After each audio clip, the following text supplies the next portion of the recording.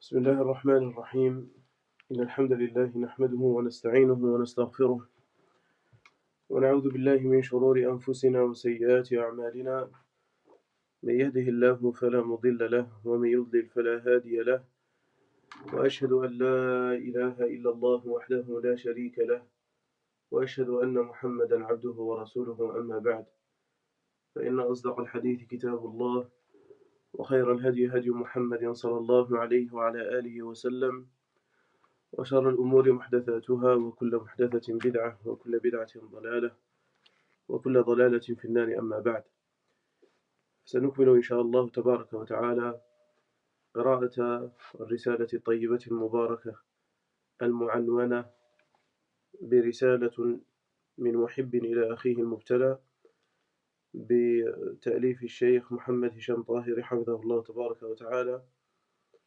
وسنكمل إن شاء الله تبارك وتعالى من حيث توقفنا. On remercie Allah subhanahu wa ta'ala et nous allons continuer inshallah tabaraka wa ta'ala l'étude de cette risala bénéfique et bénie qui s'intitule Lettre d'un aimant à son frère éprouvé, composé et écrit par Cheikh Mohammed Hisham Tahiri hafidhahullah tabaraka wa ta'ala. Avant de commencer, il est préférable de faire un petit rappel de ce que nous avons vu la dernière fois. Et on a dit que Cheikh hafidhahullah tabaraka wa ta'ala a composé, a écrit cet épître et il l'a envoyé à l'un de ses frères qui étaient éprouvés. Et Cheikh hafidhahullah tabaraka wa ta'ala insiste sur le fait de lire ce genre de risala avec méditation et avec réflexion. On a pu voir la dernière fois que ce qu'il disait hafidhahullah tabaraka wa ta'ala, que al-waqfatul ula, comme il dit hafidhahullah tabaraka wa ta'ala, na kulla mubtala, que la première des choses à savoir, c'est que tout le monde est mis à l'épreuve. Toute personne qui vit sur terre, toute créature est mise à l'épreuve. Comme il dit hafidhahullah tabaraka wa ta'ala, c'est qu'Allah subhanahu wa ta'ala a créé cette vie d'ici-bas pour qu'elle soit mise à l'épreuve. Un test pour les croyants, avec ce qu'elle contient, que ce soit des choses bonnes ou des choses mauvaises. Tout cela pour éprouver ses serviteurs. Comme Allah subhanahu wa ta'ala dit dans son livre, il a créé la mort et la vie pour qu'il vous éprouve. Et on a dit qu'Allah subhanahu wa ta'ala dit également dans son livre, nous avons certes créé l'homme dans une vie de lutte. Ça veut dire que l'homme doit lutter à plusieurs choses. Il doit lutter face aux interdictions d'Allah subhanahu wa ta'ala, à l'obéissance d'Allah subhanahu wa ta'ala, le décret d'Allah subhanahu wa ta'ala, et tout ce qu'elle contient, la vie d'ici-bas, c'est pour éprouver les gens. Et on a dit que Cheikh Arslan hafidhahullah tabaraka wa ta'ala disait que les moments de la joie et du bonheur sont subtilisés de cette vie d'ici-bas, remplis d'épreuves, remplis de calamités, de malheurs. Et celui qui souhaiterait avoir du repos absolu, il ne le goûtera qu'au paradis. Comme on a dit l'imam Ahmad rahimahullah tabaraka wa ta'ala, on lui a posé la question, quand est-ce qu'on se reposera? Et il dit hafidhahullah rahimahullah tabaraka wa ta'ala, au moment où je mets mon premier pied au paradis.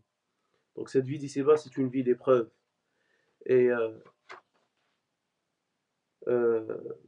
nous sommes les serviteurs d'Allah subhanahu wa ta'ala.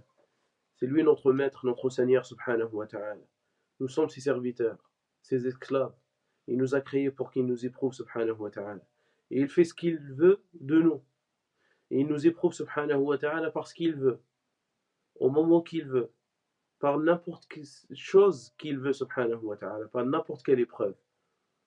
Et nous, on doit obéir et être soumis aux ordres d'Allah subhanahu wa ta'ala et son décret.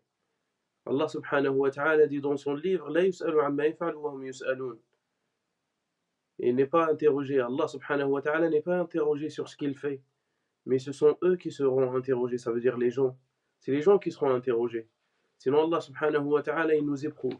On est les serviteurs d'Allah subhanahu wa ta'ala, on est les servants d'Allah subhanahu wa ta'ala, et le maître fait ce qu'il veut de ses serviteurs. Et l'un d'entre nous, s'il prend un locataire ou quelqu'un qui loue quelque chose, il le gère comme il veut. Si il l'écoute pas, s'il n'est pas à jour dans ses paiements, il le vire. Que dire alors, subhanahu wa ta'ala, le maître de toutes choses, le maître, le Seigneur des mondes. Ce n'est pas seulement notre alam, le fait de dire Alhamdulillahi Rabbil Alamin. Allah subhanahu wa ta'ala, c'est le Seigneur des mondes. Que ce soit à notre époque c'est un monde. L'époque qui nous précède, c'est un monde. Et celle qui précède, celle qui nous précède, c'est un monde. Celle qui va suivre, c'est un monde. Le monde des êtres humains, c'est un monde. Le monde des animaux, c'est un monde. Le monde des plantes et des arbres, c'est un monde. Le monde de l'océan, c'est un monde. Et ça, Allah subhanahu wa ta'ala, c'est le maître des mondes. Nous, si quelqu'un il fait un contrat avec nous, il est un locataire chez nous, alors on le gère comme on veut. On fait ce qu'on veut. Si on souhaiterait arrêter son contrat, on l'arrête quand on veut. S'il fait le moindre problème, on le vire. Alors on ne le nourrit pas, on l'a pas approuvé, on lui donne pas tout ce qu'il veut. C'est plutôt lui qui doit être à jour, qui doit régler ses loyers. Et le jour où il ne les fait pas, alors on le vire. Que dire Allah subhanahu wa ta'ala qui nous a créés, qui nous a éduqués, qui nous a élevés avec ses bienfaits, qui nous nourrit subhanahu wa ta'ala, qui nous soutient, qui nous console, qui nous récompense, et qui a accepté subhanahu wa ta'ala, et surtout qui nous a donné l'accord, et qui nous a fait don, et il nous a choisi subhanahu wa ta'ala pour qu'on soit de cette religion, pour qu'on soit des musulmans. Et subhanahu wa ta'ala, il n'a pas demandé notre argent, notre nourriture, nos biens. Il nous a seulement demandé qu'on soit ses serviteurs, qu'on soit soumis à ses ordres subhanahu wa ta'ala. C'est tout ce qu'il a demandé subhanahu wa ta'ala. C'est lui qui nous nourrit, c'est lui qui nous accorde notre subsistance. Et tout ce qu'il a créé autour de nous, c'est pour nous aider à réaliser le terme véridique et réel de l'adoration, de l'ibada. Tout ce qu'il a créé autour de nous, c'est pour réaliser l'ibada, l'adoration sincère à lui subhanahu wa ta'ala. Donc il est notre maître subhanahu wa ta'ala. Et il nous a accordé tout ce qu'on veut. Et il nous donne des biens. Et il nous demande de le craindre à travers ces biens. C'est avec ces biens qu'on fait des sadaqat, des dépenses. Avec son argent qu'on donne aux pauvres. Et pour cela, il nous récompense, subhanahu wa ta'ala. Il nous donne de l'argent et il nous récompense d'avoir donné son argent à ceux qui méritent. Et tout ce qu'il nous demande, c'est de le faire avec sincérité, avec ikhlas, avec soumission à Allah subhanahu wa ta'ala, à lui subhanahu wa ta'ala. Il est notre Seigneur subhanahu wa ta'ala. C'est celui qui a le pouvoir total. Il fait ce qu'il veut de nous. Et tout ce qu'il fait de nous, c'est pour notre intérêt, notre bienfait. Et Allah subhanahu wa ta'ala est plus miséricordieux envers nous que nos mamans qui nous ont enfantés. Ça c'est le résumé de la première parole, de la première station qui disait Hamidallah tabaraka wa ta'ala. On avait vu la deuxième, sa deuxième parole, sa deuxième station lorsqu'il disait Hamidallah tabaraka wa ta'ala dawaran an-nasi fil ibtila. C'est que les gens, la situation des gens, ou les situations des gens à travers l'épreuve, et les catégories des gens à travers l'épreuve, et que la situation des gens est altérée. Ça veut dire parfois on est éprouvé par le bien, et dans certains cas on est éprouvé par le mal.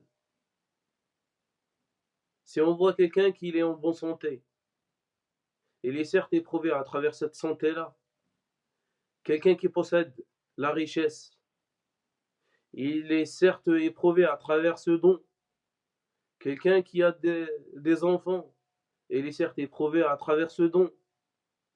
Quelqu'un qui vit dans les biens et qui possède des biens, il est certes éprouvé à travers ça.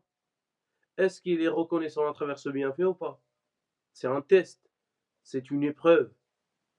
Tout comme celui qui est éprouvé par la maladie, par les calamités, par le malheur, par l'angoisse, la tristesse, la perte des proches, la prison, et toutes sortes de malheurs. Il est certes éprouvé. Est-ce qu'il est patient ou pas? Ça veut dire les gens, dans cette vie d'ici-bas, soit ils reçoivent un bienfait, ils sont éprouvés à travers la reconnaissance envers ce bienfait. Est-ce qu'ils sont reconnaissants ou pas? Ça, c'est une épreuve, c'est un test pour ce bienfait. Ou soit, ils sont touchés par un malheur. Est-ce qu'ils se montrent patients? C'est un test aussi, c'est une épreuve. Voici la situation des gens actuels.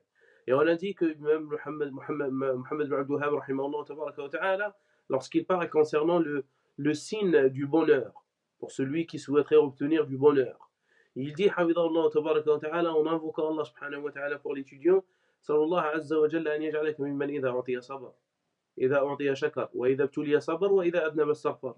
Je demande qu'Allah subhanahu wa ta'ala qu'il fasse de toi quelqu'un reconnaissant lorsqu'il reçoit un bienfait, patient lorsqu'il est éprouvé, et repentant lorsqu'il commet un péché.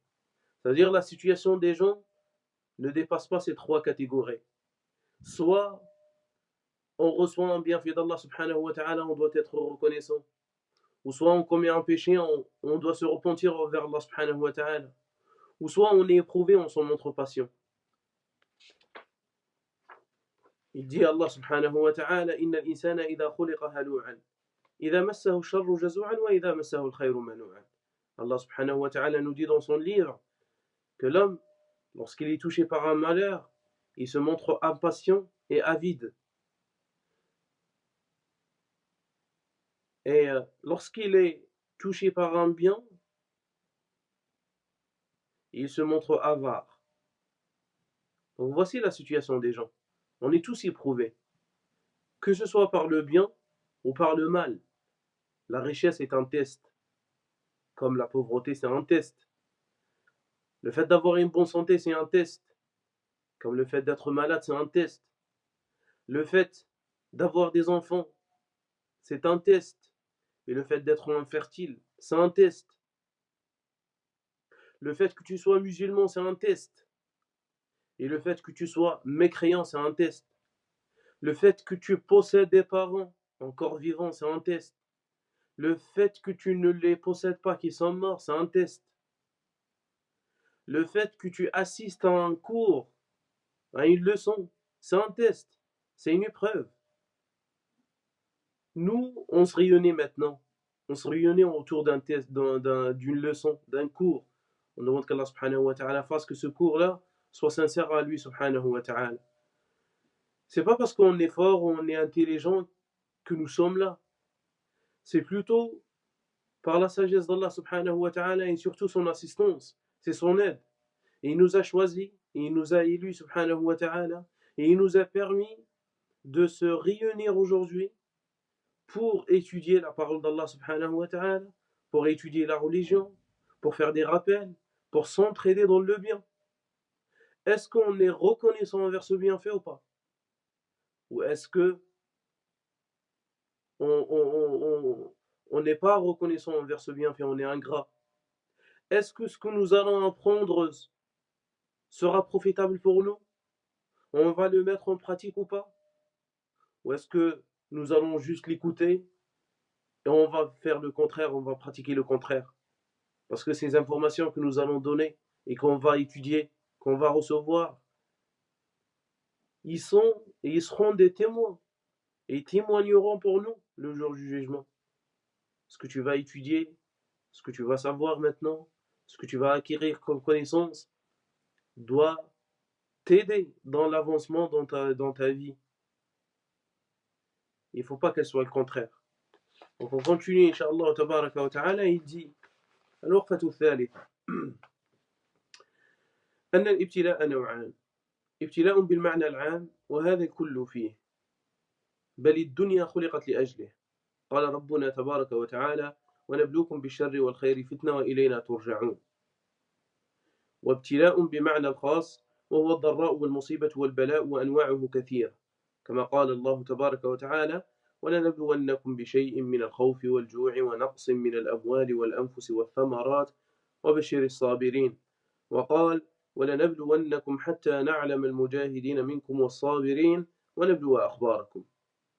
Il dit حفظه tabaraka wa ta'ala que l'épreuve se divise en deux. Il y a une épreuve dans son sens global, une épreuve générale, une épreuve générale. Et il dit وَهَذَا الْكُلُّ فِيهِ et tout le monde y est dedans. Tout le monde est éprouvé par une épreuve générale. Plutôt la dunya, la vie d'ici-bas a été créée pour cela. Allah subhanahu wa ta'ala dit وَنَبْلُوكُمْ بِالشَّرِّ وَالْخَيْرِ فِتْنَةً وَإِلَيْنَا تُرْجَعُونَ.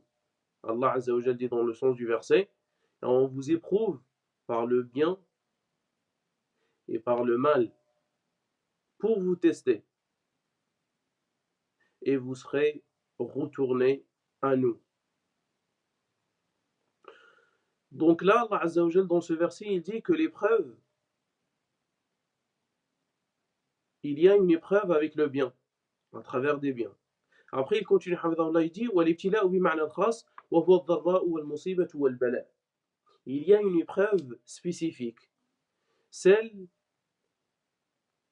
qu'elle touche avec des malheurs, des calamités.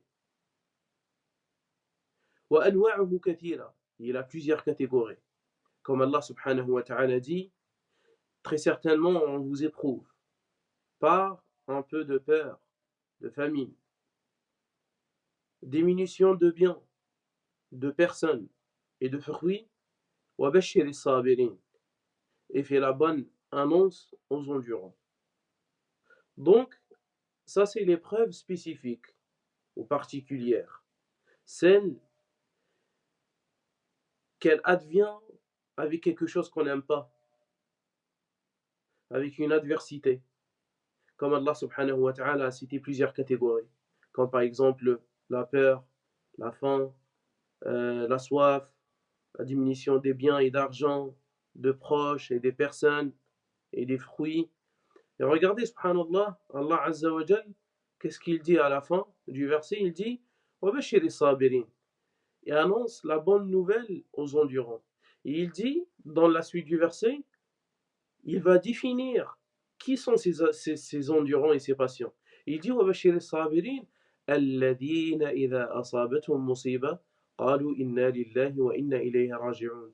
Il dit dans le sens du verset, les patients, ça veut dire ceux que lorsqu'un malheur les touche, ils disent nous sommes à Allah et c'est vers lui qui se fera notre retour. Donc là, il dit inna lillahi. On a parlé concernant cette parole et nous avons certes besoin d'y méditer un peu plus. Il dit alladhina qalu, ceux qui disent lorsqu'un malheur les touche, ils disent nous sommes à Allah inna lillahi wa inna ilayhi raji'un. Après dans le, le, le, le passage suivant coranique, il dit Ulaika alayhim salawatun min rabbihim wa rahma wa ulaika al-muhtadun. Ceux-là auront la bénédiction d'Allah, la miséricorde, et ceux-là sont certes les bien guidés. Mais quand tu médites ce verset, tu dis pourquoi Allah Azza wa Jal a lié la guidance avec la patience face à l'épreuve. Pourquoi Allah Azza wa Jal il parle du hidayah ici? Là, c'est un malheur qui touche le serviteur. Et lorsqu'il dit inna lillahi wa inna ilayhi raji'un, ça veut dire nous sommes à Allah subhanahu wa ta'ala. Ici, nous sommes à Allah subhanahu wa ta'ala, alors tu dois savoir qu'il fait ce qu'il veut de toi. Parce que tu t'appartiens à Allah. Tu n'as pas le droit de savoir ou de chercher pour quelle raison on t'a éprouvé, ou quelle est la sagesse à travers ce que je ressens ou ce que je trouve comme épreuve. Inna lillah. Tu t'appartiens à Allah subhanahu wa ta'ala. Wa inna ilayhi raji'un.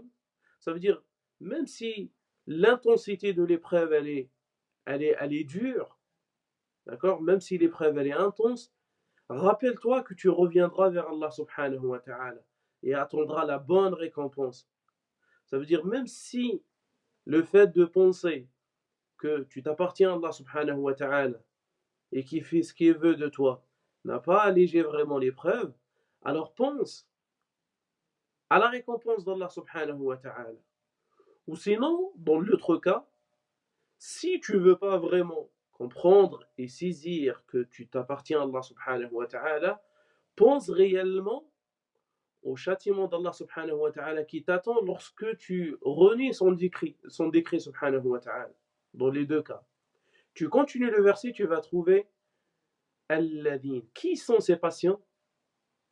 Ceux qui, lorsqu'un malheur les touche, ils disent Inna lillahi wa inna ilayhi raji'un. Ulaika alayhim salawatun min rabbihim wa rahma. Ceux-là auront la bénédiction et la miséricorde d'Allah subhanahu wa ta'ala. Et ces personnes-là, ils sont ou elles sont les bien guidés. Mais pourquoi Allah Azza wa Jal, il sort la guidance, il dit la guidance, il a cité la guidance à travers l'épreuve? Donc ces personnes-là, lorsqu'ils disent vraiment Inna lillahi wa inna ilayhi raji'un, Allah Azza wa Jal, il les a guidés vers la droiture. C'est Allah Azza wa Jal qui t'a guidé à penser réellement à ce vrai sens, que tu sois le serviteur d'Allah subhanahu wa ta'ala, et tu seras récompensé le jour où tu le rencontreras. C'est lui qui te guide. Al-Qama rahimahullah tabaraka wa ta'ala, lorsqu'il parle de ce verset, il dit Huwa al-mu'min tusibuhu musiba ya'lamu annaha min 'indillah fayatma'innu qalbuh. C'est qui la personne bien guidée ici dans ce verset? Il dit rahimahullah, et il dit il s'agit du croyant. Lorsqu'il est touché par un malheur, il sait qu'elle advient et qu'elle provient d'Allah subhanahu wa ta'ala, alors son cœur il s'apaise. فَيَعْلَمُ أَنَّ مِنْ عِنْدِ اللَّهِ فَيَطْمَئِنُّ قَلْبُهُ. Ça veut dire lorsqu'un malheur le touche, il pense et il croit que ça vient d'Allah subhanahu wa ta'ala avec une sagesse parfaite et une connaissance absolue. Alors son cœur il s'apaise, il se tranquillise. C'est ça la personne guidée lors de l'épreuve. Et il continue حفظه il dit وهذا النوع الخاص من البلاء يصاب به ثلاثة أصناف من الناس. Donc là il nous a parlé حفظه تبارك وتعالى concernant l'épreuve dans son sens global, sa signification globale, et l'épreuve dans sa signification particulière et spécifique. Il dit l'épreuve particulière, spécifique, touche trois catégories des gens. Il dit la première catégorie صنف يصابون بالضراء لرفع درجاتهم وبيان صدقهم وإثبات أخبارهم وعلى رأسهم الرسل والأنبياء فالصديقون والشهداء والصالحون قال الله عز وجل أم حسبتم أن تدخلوا الجنة. Donc il dit la première catégorie des personnes qui sont touchées par un malheur, une adversité, une difficulté. Pourquoi? Pour élever leur degré. Donc la première catégorie des gens, on les éprouve pour élever leur degré et leur rang auprès d'Allah subhanahu wa ta'ala. Et pour connaître et savoir et tester leur foi. Et sur la tête de cette catégorie des gens se trouvent les messagers et les prophètes. Ensuite, il y a as-siddiqoun, les véridiques, et les plus véridiques plutôt. Et il y a les martyrs et les pieux. Donc la première catégorie des gens, on les éprouve, ils sont touchés par un malheur pour augmenter et élever leur rang et leur degré auprès d'Allah subhanahu wa ta'ala. Et pour tester leur foi et leur véracité et leur honnêteté. Et sur la tête de ces personnes-là se trouvent les messagers, les prophètes, les véridiques, les martyrs et les pieux. Comme Allah subhanahu wa ta'ala dit dans son livre أم حسبتم أن تدخلوا الجنة ولما يعلم الله الذين جاهدوا منكم ويعلم الصابرين. Allah Azza wa Jal dit dans le sens du verset: pensez-vous entrer au paradis sans qu'Allah ne distingue parmi vous ceux qui luttent et ceux qui sont patients? Et Allah subhanahu wa ta'ala dit également: أم حسبتم أن تدخلوا الجنة ولما يأتكم مثل الذين خلوا من قبلكم مستهم البأساء والضراء وزلزلوا حتى يقول الرسول والذين آمنوا معه متى نصر الله ألا إن نصر الله قريب. Allah subhanahu wa ta'ala nous dit dans le sens du verset: pensez-vous entrer au paradis alors que vous n'avez pas encore subi ce qu'ils ont subi des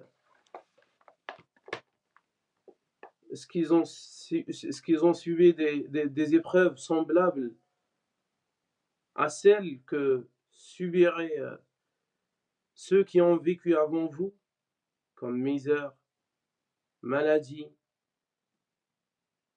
et maladie les touchent, et ils furent secoués par l'épreuve, subhanallah, jusqu'à ce que le messager d'Allah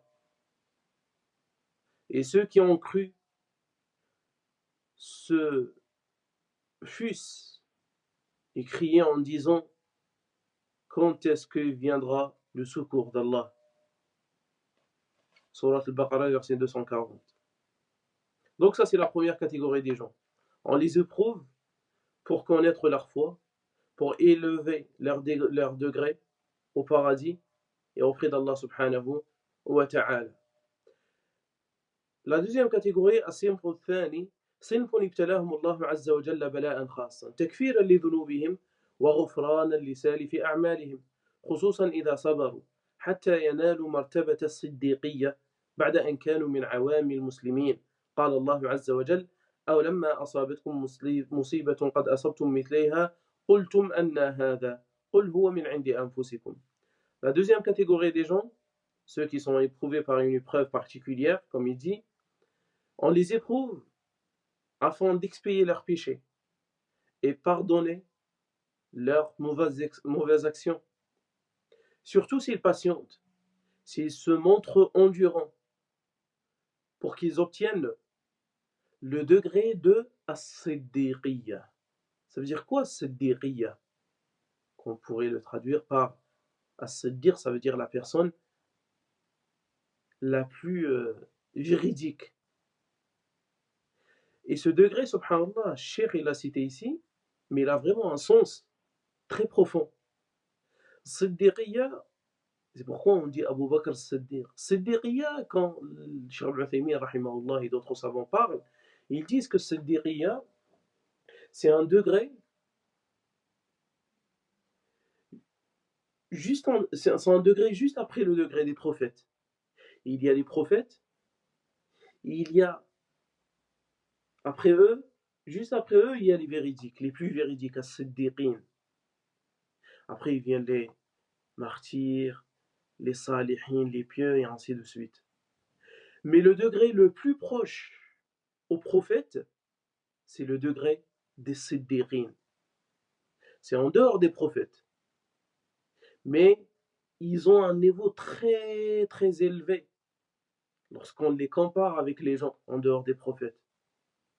Et siddiqiyya, le fait d'avoir ce qu'on appelle siddiqiyya, c'est le fait d'accepter le jugement et le décret d'Allah subhanahu wa ta'ala sans la moindre hésitation.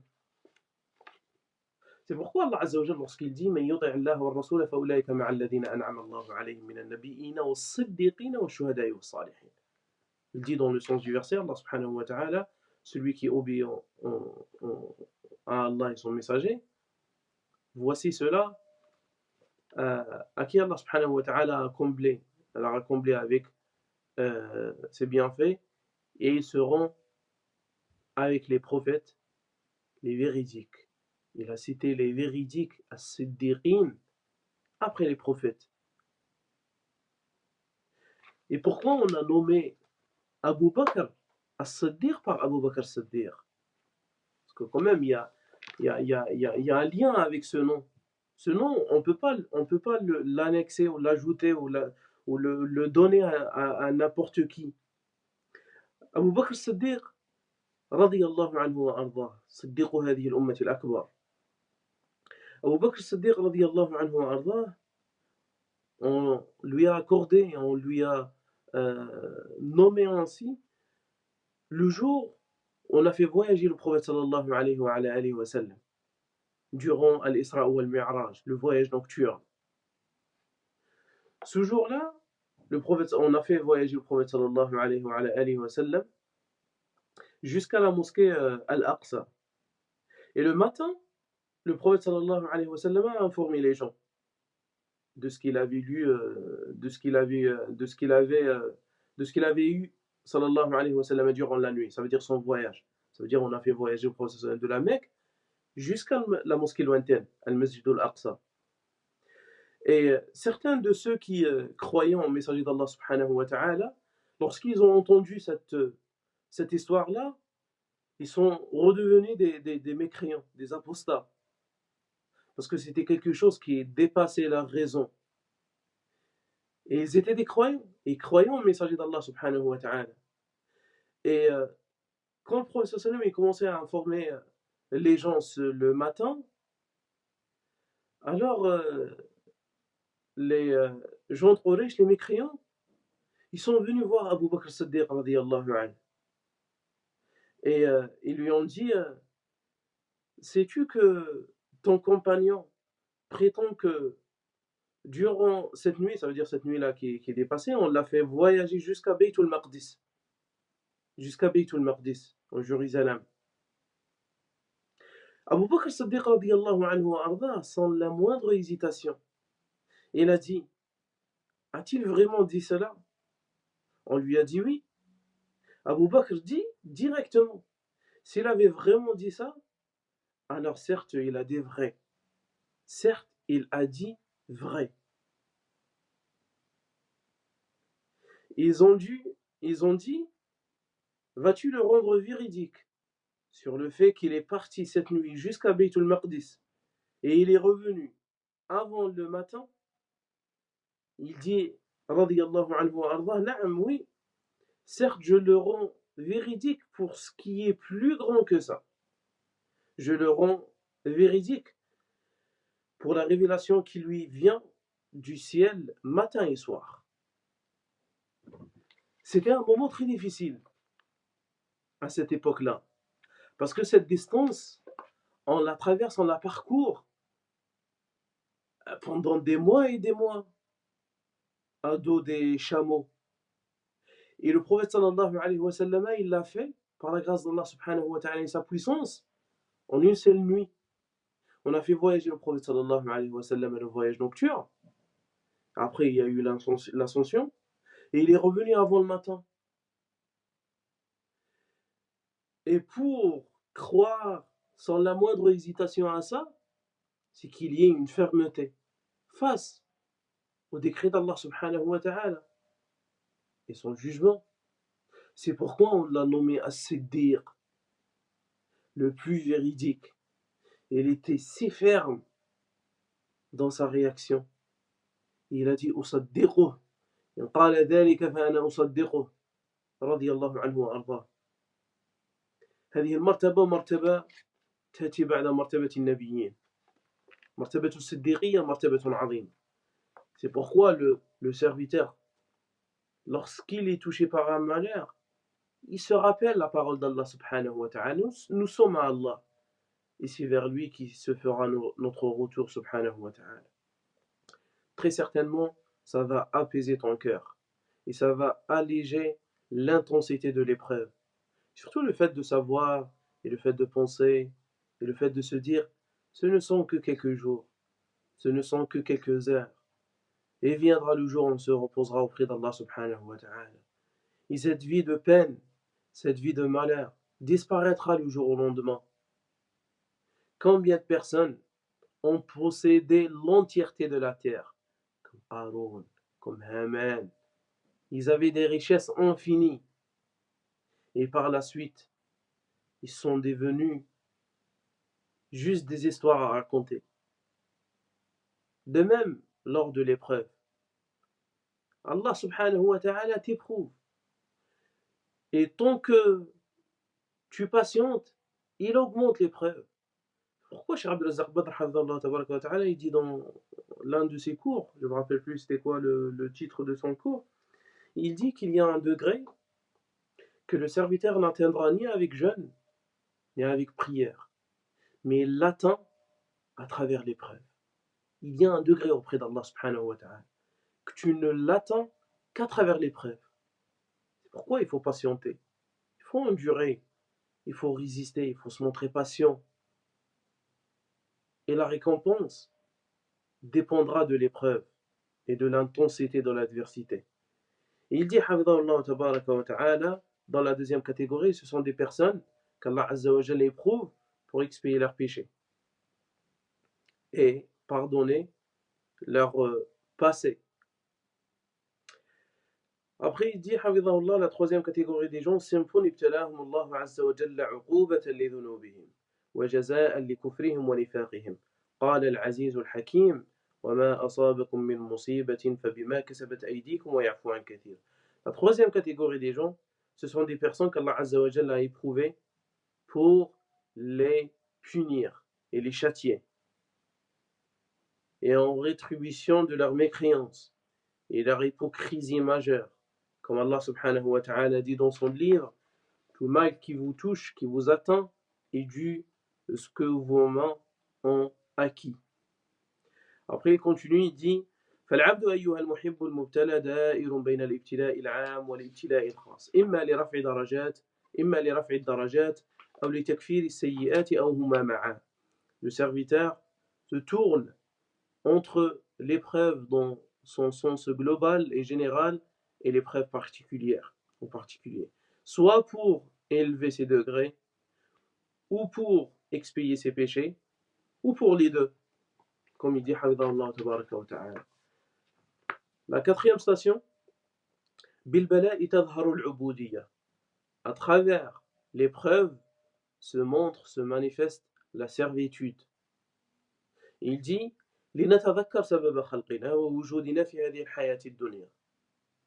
فنحن لم نخلق ها هنا لننعم ونتنعم ولا خلقنا عبثا وسدى وإنما أوجدنا الله عز وجل لغاية عظيمة وهدف نبيل كما قال تعالى وما خلقت الجن والإنس إلا ليعبدون.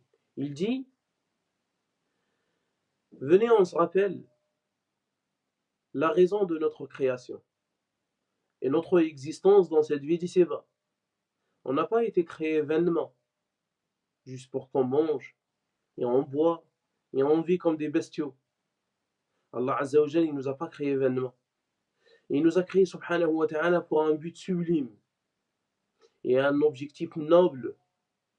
Comme Allah subhanahu wa ta'ala nous dit, je n'ai créé les djinns et les hommes que pour qu'ils m'adorent.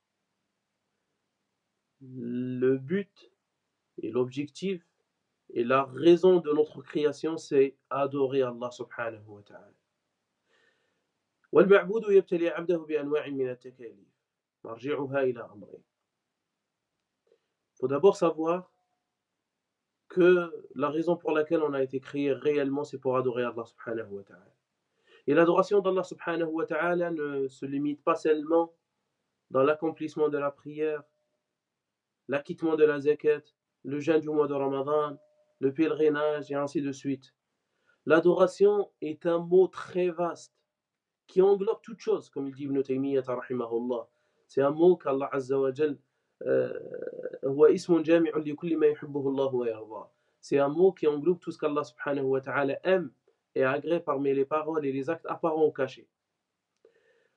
L'adoration, c'est quelque chose qui doit nous accompagner depuis notre puberté jusqu'à notre mort.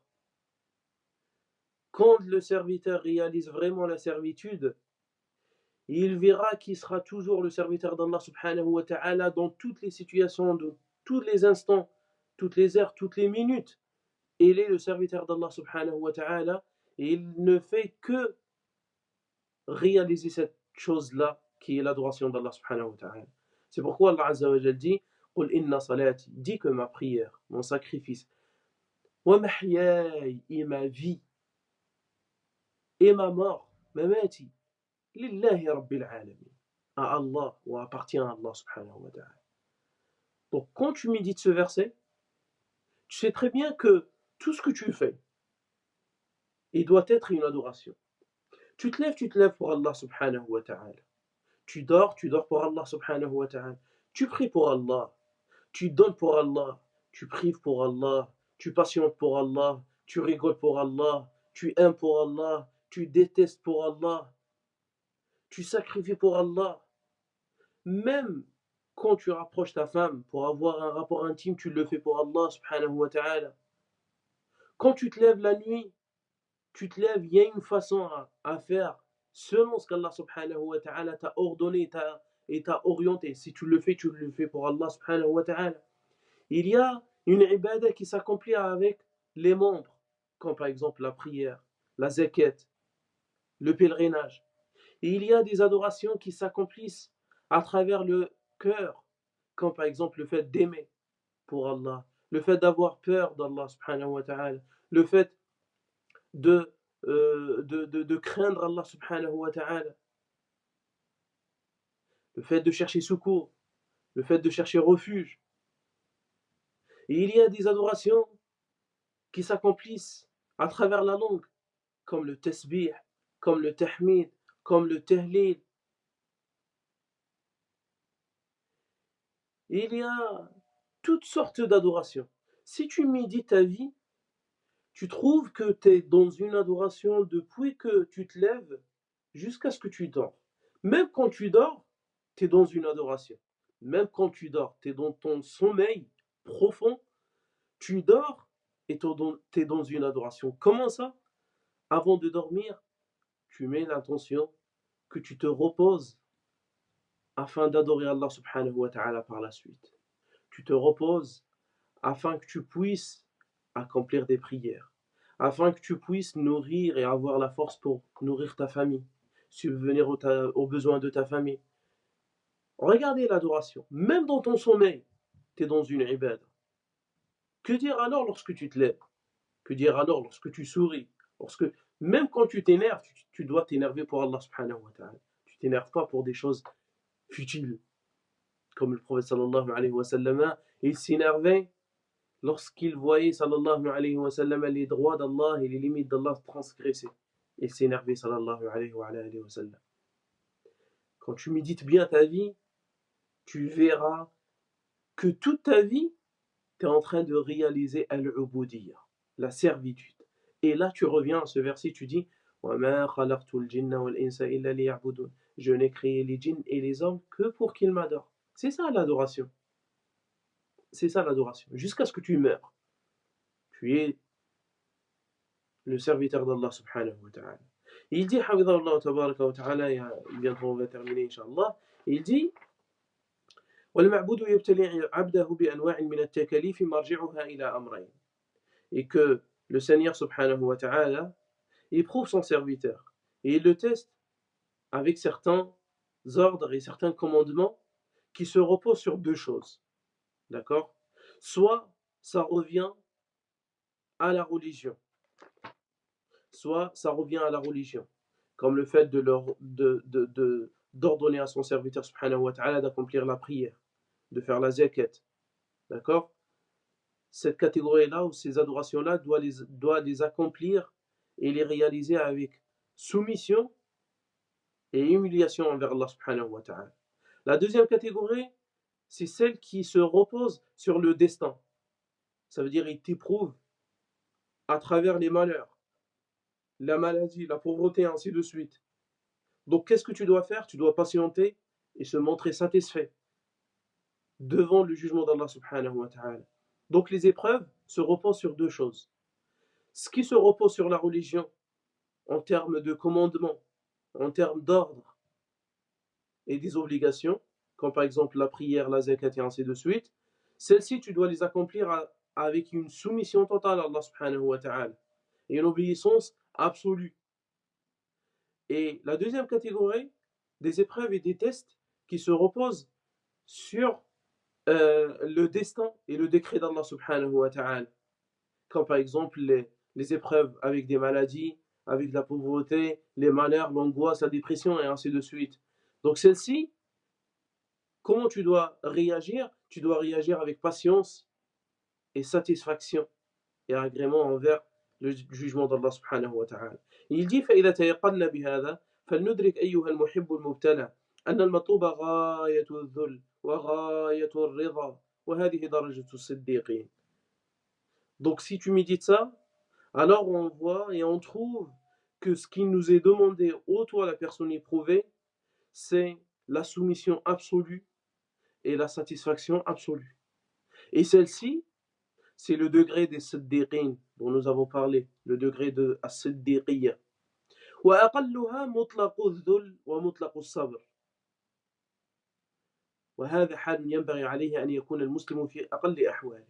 Et donc lorsqu'on est éprouvé à travers ces deux catégories, ce qui nous est demandé, c'est la soumission totale et la satisfaction absolue.